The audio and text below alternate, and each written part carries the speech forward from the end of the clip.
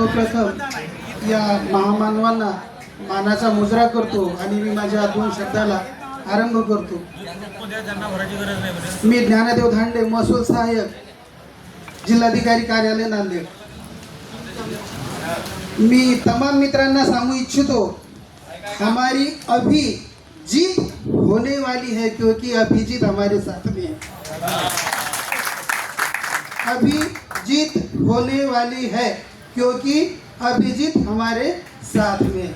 सगळ्यांना कळालं असं मला तरी वाटतं. आताचा जो विषय चालला मित्रांनो, थोडासा आपला दुसरा कुठेतरी जातोय मुद्दा. भूसंपादनामध्ये किती लोकांनी काम केलंय, आमचे ग्रंथी साहेब आहे तिथे. कलम 18, एकाही शेतकऱ्याच्या बाजूने न्यायालयाने निर्णय दिला की या लाभार्थ्याला याचा मोबदला देणं बंधनकारक आहे, त्यावेळेला त्याच गावातले इतर सर्व लाभार्थी त्याला पात्र असतात. या रीतवर जे शंका कुशंका घेतात, लक्षात घ्या, शंका घेणारा कधीही लढू शकत नाही आणि जो शंका घेतो तो कधीही जिंकू शकत नाही. तुम्हाला लढायचं आहे, शंका काढून टाका. दोर कापून टाकलेत, आम्हाला लढूनच मारायचं आहे. मित्रांनो, ही वेळ शंका घेण्याची नाहीये. तो अहोरात्र फिरताना आम्ही बघितलाय, क्योंकि त्यांच्या हाताला हात आम्ही लावून रोज काम करतोय. आम्हाला माहिती आहे त्यांच्या डोक्यात विचार काय चाललेले असतात.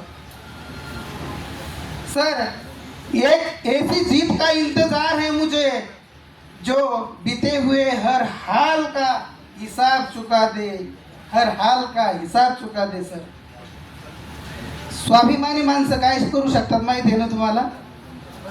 हे इथं जे स्टेजवर बसलेले आहेत हे तर स्वाभिमानी आहेतच, त्याचबरोबर तुम्ही सगळे सुद्धा स्वाभिमानी आहात.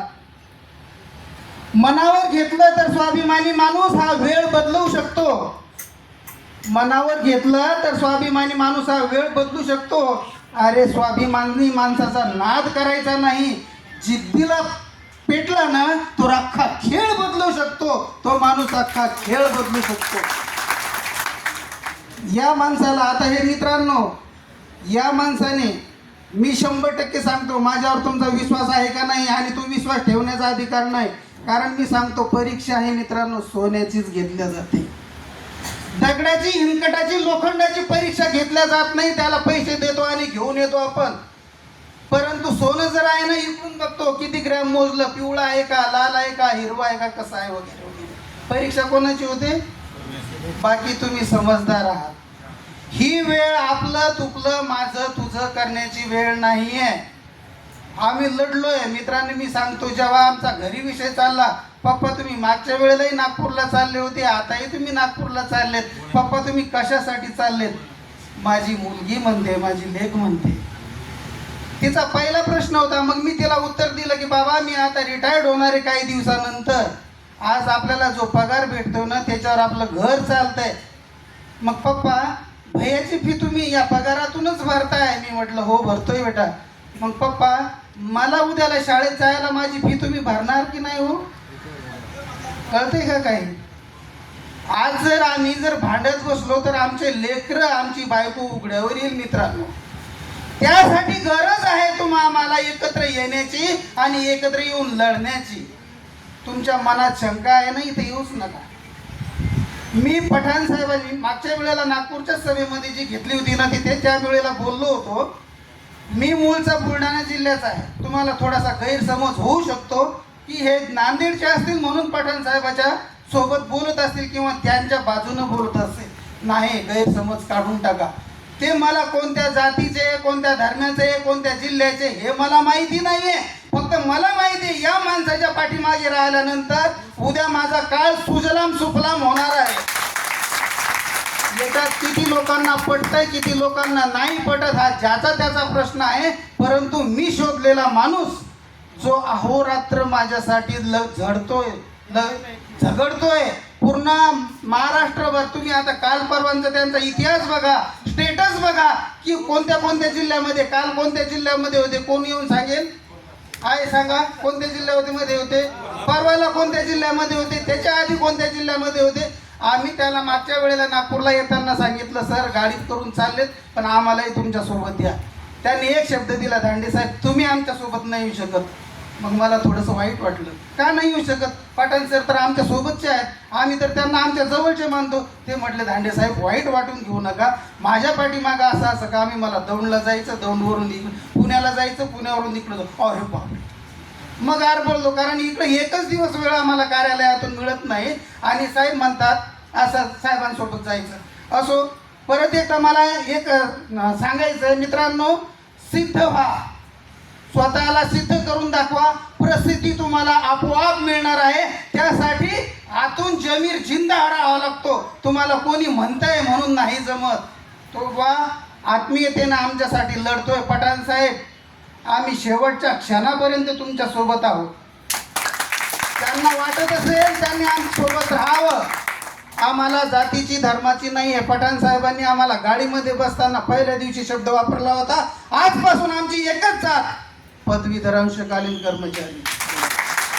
कोणतीच जात नाही याशिवाय आम्हाला. असू द्या, ठीक आहे, काही लोक लढलेत, यश काही एकदम पहिल्याच दगडात मिळत नसतं. आपल्याला आंब्याच्या झाडाला एक फळ जर पाडायचं असलं ना, 100 दगड पाडावे लागतात, 100 दगड मारावे लागतात. ठीक आहे, सगळ्यांनी प्रयत्न केला, त्याच्यामुळं आपल्याला यश मिळालं, हे पण आपल्याला मान्य करू असावे. ते फळ पडण्याचं भाग्य पठाण साहेबाच्या शेवटच्या दगडामध्ये असेल तर. परंतु आम्ही सांगतो, जो 2008ला जो शासन निर्णय लागला नाही, ज्या 10% आम्ही साक्षीदार आहोत आणि त्या 10% शासन निर्णयामुळे आपण आज या ठिकाणी बसलेलो आहोत.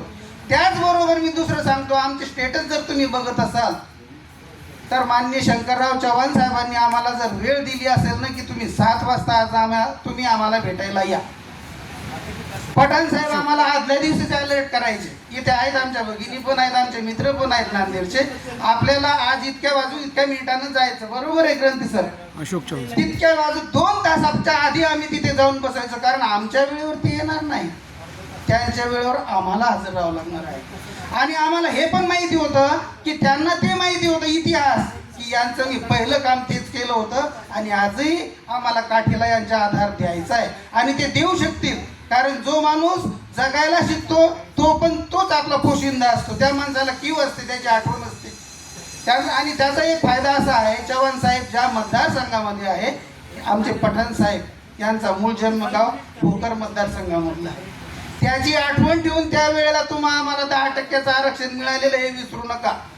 कोणी जर तुम्हाला भरकटवत असतील तर मित्रांनो, आम्ही भरकटणार नाही. आता मी तर नाही भरकटणार, बाकी तुमची इच्छा तुमच्याजवळ, परंतु मी 100% पठाण साहेबाच्या मागे राहणार आहे.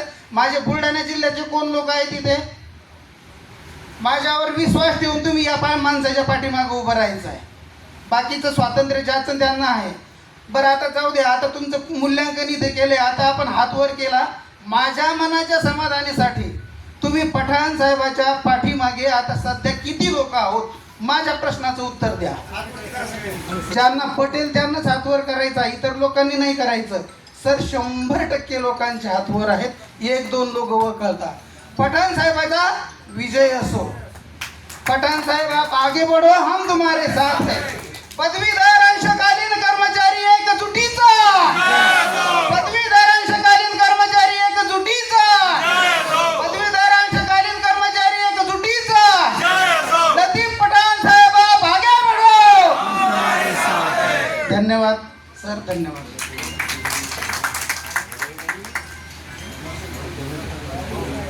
हॅलो, यानंतर कोल्हापूरचे श्री कळसगोंडा